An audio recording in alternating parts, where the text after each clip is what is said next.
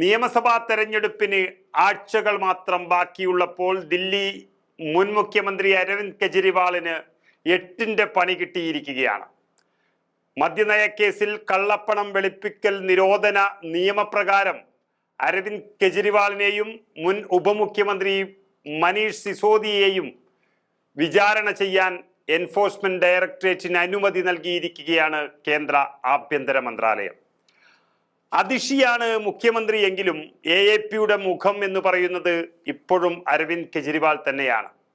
സത്യത്തിൽ മദ്യനയത്തിലെ അഴിമതിയിൽ കെജ്രിവാളിനും AAP നേതാക്കൾക്കും വളരെ വ്യക്തമായ പങ്കുണ്ടെന്നും കോടികൾ അഴിമതി നടത്തിയെന്നും കണ്ടെത്തിയത് കൊണ്ടു തന്നെയാണ് മാസങ്ങളും വർഷങ്ങളും ജയിലിൽ കിടന്നത് നേതാക്കൾ.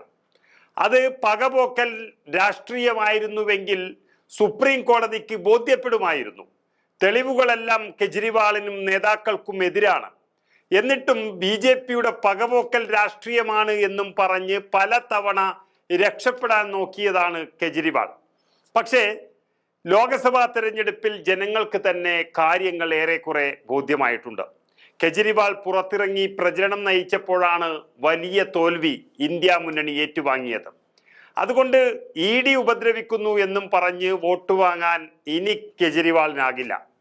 ഇരുവരെയും വിചാരണ ചെയ്യണമെന്ന ശുപാർശ Delhi lieutenant governor VK Saxena നൽകിക്കഴിഞ്ഞ് 1 മാസത്തിന് ശേഷമാണ് ഇപ്പോൾ അംഗീകാരം ലഭിച്ചത്. ദില്ലി തെരഞ്ഞെടുപ്പിന് തൊട്ടു മുൻപാണ് കേന്ദ്ര സർക്കാരിന്റെ ഈ നീക്കമെന്നതും ശ്രദ്ധേയമാണ്.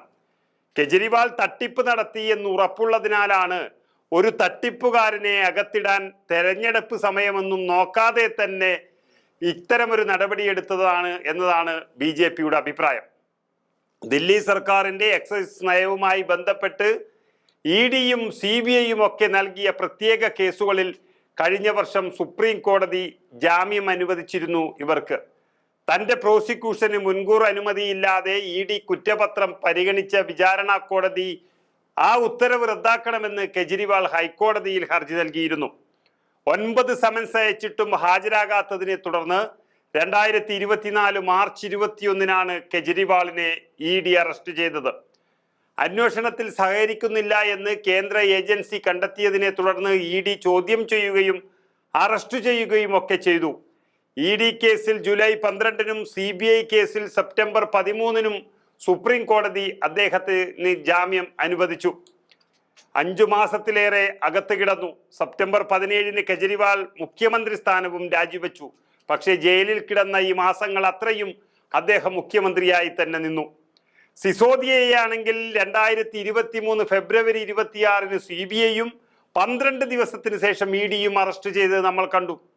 2024 ഓഗസ്റ്റ് 9-നാണ് അദ്ദേഹത്തിന് ജാമ്യം ലഭിച്ചത്. 1.5 വർഷത്തോളം എടുത്തു. ഇങ്ങനെ വളരെ വ്യക്തമായി തട്ടിപ്പ് നടത്തിയതിനുള്ള ശിക്ഷ കിട്ടിക്കൊണ്ടേയിരിക്കുകയാണ് AAP നേതാക്കൾക്ക്. എന്നിട്ടും അന്വേഷണ ഏജൻസികളെ മാത്രം കുറ്റം പറഞ്ഞ് നടക്കുകയായിരുന്നു. എന്നാൽ ഡിസംബർ 3-ാം തീയതി കെജ്രിവാളിന് പ്രോസിക്യൂട്ട് ചെയ്യാൻ ED അനുമതി തേടി. അതാണിപ്പോൾ തീരുമാനമായിരിക്കുന്നത്.